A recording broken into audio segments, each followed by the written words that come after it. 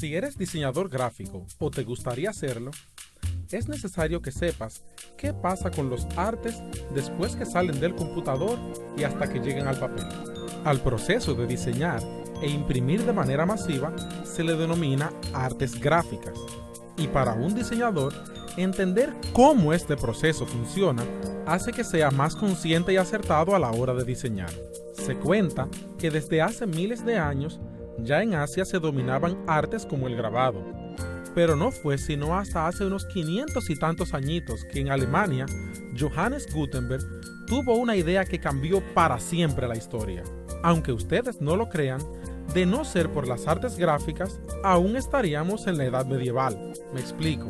Hasta antes de Gutenberg y su idea de la imprenta con tipos movibles, solo un grupo muy pequeño de personas tenía acceso a los libros. Los libros eran considerados tesoros, y eso es porque cada ejemplar era reproducido a mano, copiado y dibujado por monjes, escribas e ilustradores, de manera que cuántos ejemplares podía haber y cuánto tiempo y esfuerzo tomaba hacer un nuevo ejemplar. En 1450, casi cuando Colón venía para acá, se crearon las tipografías con tipos de madera y plomo que tenían en relieve una letra. La idea fue componer una página completa, juntando estos tipos y luego usar una prensa y tinta para reproducir esta página cuantas veces quisiéramos. Esto popularizó la lectura, abarató el precio de los libros e hizo que los avances en todas las ramas del saber se pudieran compartir fácilmente. Podríamos decir que la imprenta fue para esos tiempos como el internet de la época. El proceso de impresión offset, como lo conocemos hoy, ya no usa los tipos movibles y está compuesto por 4 etapas: diseño gráfico, preprensa, impresión y terminación. Para ilustrar mejor este proceso, vamos a ver cuáles serían las etapas para la realización de un libro de cuentos. Lo primero que se necesita es que un autor escriba el texto del libro y que un corrector revise que no tenga errores ni ortográficos ni de interpretación. Una vez que el texto existe, es hora de diseñar. Un diseñador gráfico especializado en ilustración va a leer el texto y a convertirlo en imágenes donde crea conveniente y donde el autor sugiere también. Estas imágenes pueden ser digitales o manuales. En el caso que sean digitales, pueden ser vectoriales o de mapas de bits. En caso que sean manuales, podrían ser cualquier técnica de ilustración, como acuarela, lápiz de color, aerógrafo, acrílica, solo por citar algunas.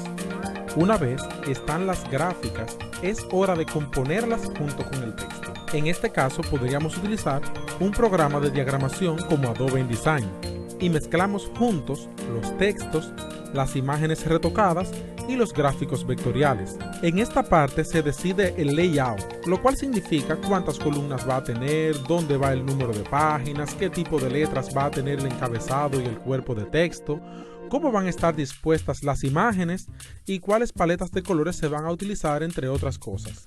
Luego de finalizar la diagramación, es hora de preparar ese arte para la imprenta.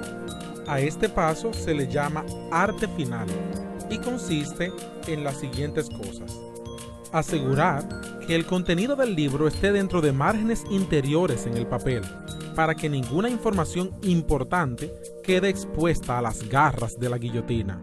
Hacer una revisión ortográfica de último minuto para que no se haya escapado ningún error, y convertir las letras de fuente a vector, para que al pasar el documento de una computadora a otra no se altere el diseño original de las tipografías. Por otro lado, debe asegurarse que todos los colores están en formato de impresión, que es CMYK, cian, magenta, amarillo y negro, y no en el formato nativo de los monitores, que es RGB, rojo, verde y azul. Esto incluye textos, fotos y gráficas. Además, se asegura que las imágenes estén en una resolución buena para imprimir. La resolución se expresa con 2 unidades de medidas, una para uso de pantalla y otra para uso impreso. La unidad de pantalla es píxel por pulgada. Eso es cuántos cuadritos con color, uno al lado del otro, caben en una pulgada. Usualmente se le llama PPI, Pixel per Inch en inglés. La unidad que expresa la calidad de imagen en la imprenta es líneas o puntos por pulgada. Esto, a diferencia de los de pantalla, son círculos en vez de cuadros, y también se les llama trama o halftones en inglés, y sus siglas son LPI, Line per Inch, o PPP, punto por pulgada en español. Según el papel en que se va a imprimir, se necesita más o menos puntos de trama. Para papel periódico, por ejemplo, se necesita entre 65 y 85 LPI o líneas por pulgada. Para un papel sin brillo, se necesitaría entre 100 y 133 LPI. Y para un papel con brillo se necesitaría entre 133 y 170 LPI según Wikipedia. Para saber cuántos píxeles por pulgada debemos poner a nuestras imágenes en la computadora, solo debemos multiplicar por 2 los LPI que vamos a utilizar según el papel que se supone irá en nuestro libro de cuentos. Vamos a suponer que lo vamos a imprimir a máxima calidad en un papel sin brillo, como el clásico Bond Pente. Entonces sería 133 LPI. Multiplicado por 2 sería 266 PPI en la computadora. Fácil, ¿verdad? Mucha gente, por ignorancia, le pone a las imágenes 500, 800 o más PPI sin saber que la pantalla solo puede mostrar 72 y que la impresión de alta calidad, como para una revista, llega a 170 líneas por pulgada, lo cual sería 340 píxeles por pulgada en la computadora. ¿Qué está logrando entonces? Sencillo, hacer que el archivo sea más pesado, poner la máquina más lenta y que se vea exactamente igual que si fuera 340 ppi. Otros, en cambio, están en el otro extremo. Bajan de internet una imagen a 72 ppi y esperan que se vea como si fuera mucho mayor. Bárbaro. Otra cosa que debe tomarse en cuenta es el overprint. No vamos a ampliar mucho sobre esto, pero solo imagínense un punto negro impreso en un fondo cian. En la pantalla se ve así, pero puede que termine impreso así, ya que los colores suelen no encajar 100% perfectos una vez impresos. Entonces, el overprint es la solución, haciendo que el cian sea un poquitito más pequeño y que le dé un margen de error a la impresión. Por otro lado, nuestro libro de cuentos ha sido diseñado con el orden de las páginas de forma lineal, 1, 2, 3, etc. Pero si tomamos una hoja de algún periódico, podemos ver que en esa hoja tiene la página 1 y la página 16 de un lado, y la página 2 y la página 15 en el otro. Eso significa que a la hora de imprimir las páginas hay que quitar el orden lineal que tienen, ya que la imprenta se alimenta de páginas enormes y podemos imprimir varias al mismo tiempo. Esa hoja grande con muchas páginas se le denomina pliego, y según la cantidad de páginas que pueda disponer, hay pliegos de 8, de 16, de 32, 64, etc. Si vamos a imprimir nuestro libro en un pliego de 16 y supongamos que nuestro libro de cuentos tiene 64 páginas en total, podríamos tener de la página 1 a la 16 en el primer pliego, de la 17 a la 32 en el siguiente y así sucesivamente. Por lo tanto, es al diseño del pliego que hay que especificarle las líneas de corte y las líneas donde se debe doblar. Y si el diseñador quiere que algunas partes del diseño o de color lleguen hasta el borde del papel, solo debe llevarlo hasta una línea imaginaria fuera de las líneas de corte. Ese espacio del diseño que queda fuera de las líneas de corte se le denomina sangrado. Como habíamos mencionado antes, aunque en teoría los colores deben coincidir al 100% en el papel, la verdad es que no siempre coinciden. Esto puede ser por múltiples factores como vibraciones en la máquina, mala posición de las planchas de impresión o el nivel de alcohol que hayan ingerido el operador la noche anterior a la impresión. Para intentar corregir esto, le ponemos estas marcas llamadas registros en las orillas exteriores del pliego y se le colocan en la misma posición en cada color de la separación de colores, para que el operador de impresión verifique que cada color coincida lo más perfecto posible según se vayan imprimiendo. A esto se le puede añadir una barra con los colores por separado para poder observarlos puros y sin degradaciones y poder compararlos con otras tiradas. También a los pliegos se les pone el nombre de los libros, la edición o cualquier otro dato que identifique de qué se trata esa loma de papel que va a quedar una vez el trabajo esté impreso. Habiendo tomado todas estas consideraciones, ya tenemos nuestro diseño digital preparado para pasar del mundo virtual al mundo físico.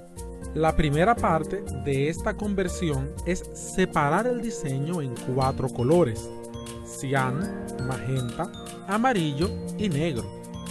Y con esto logramos todos los demás colores. Ejemplo, con cian y magenta logramos azul. Con cian y amarillo logramos el verde. Y con amarillo y magenta logramos el rojo. Pero si mezclamos cian, amarillo y magenta al mismo tiempo, entonces logramos negro. Pero, esperen un momento. Entonces, ¿por qué son 4 y no 3 si con la liga de cian, magenta y amarillo se logra el negro? Vamos a ponerlo así. Imagínate que vamos a imprimir una Biblia que solo tiene texto y que solo es negro. Entonces se nos ocurre la maravillosa idea de hacerlo ligando cian, magenta y amarillo. ¿Qué conseguiremos entonces? Bueno, triplicamos el precio del trabajo.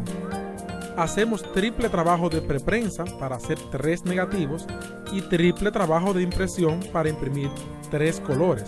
Y encima de eso, como las letras son tan chicas y el margen de error es tan alto, va a quedar algo así.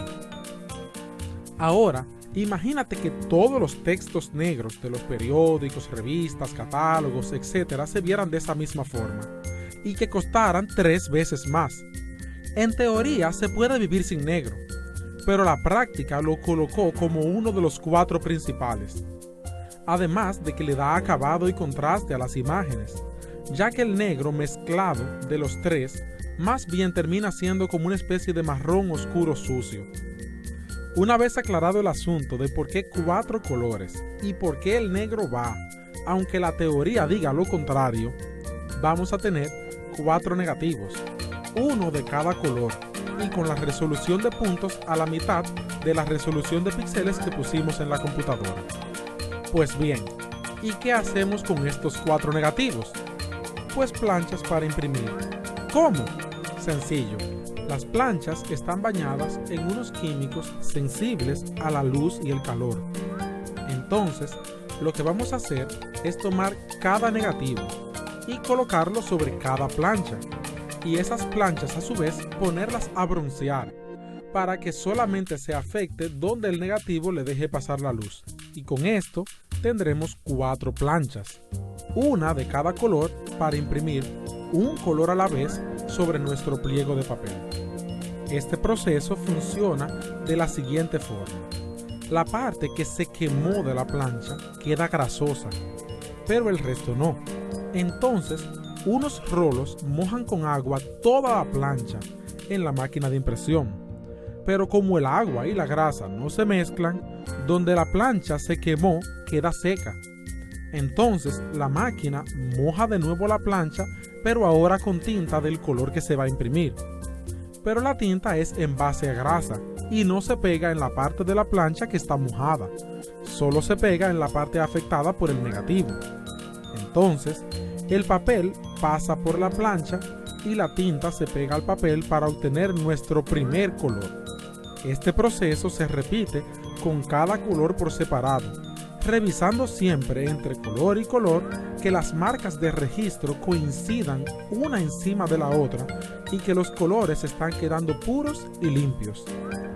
Ya por último, los pliegos impresos se doblan según las marcas puestas en el paso de arte final y se cortan todas juntas en las marcas de corte, dejando fuera las partes del diseño que llegan hasta el borde, es decir, las partes sangradas. Y el contenido queda protegido del corte gracias a que el diseñador tuvo el cuidado de dejar un espacio razonable y prudente de margen entre el diseño y el borde del papel. Luego los folios, doblados y cortados, son pegados o cosidos y se le pega la portada y contraportada. ¡Y voilà! Ya nuestro libro de cuentos está listo para ir a la tienda. Así que la próxima vez que pases las páginas de un libro de cuentos, sabrás que no fue cuento todo lo que se hizo para que él sea una realidad. Este trabajo les ha llegado gracias a SDQ Training Center y un servidor Joel Combes. Hasta la próxima.